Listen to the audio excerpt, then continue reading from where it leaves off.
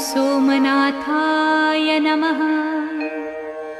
ॐ मल्लिकार्जुनाय नमः।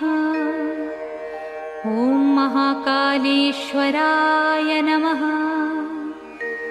ॐ ओंकारेश्वराय नमः। ॐ वैद्यनाथाय नमः। ॐ भीमशंकराय नमः। ॐ रामेश्वराय नमः। ॐ नागेश्वराय नमः। ॐ विश्वेश्वराय नमः। ॐ त्र्यंबकेश्वराय नमः। ॐ केदारेश्वराय नमः। ॐ भुस्मेश्वराय नमः।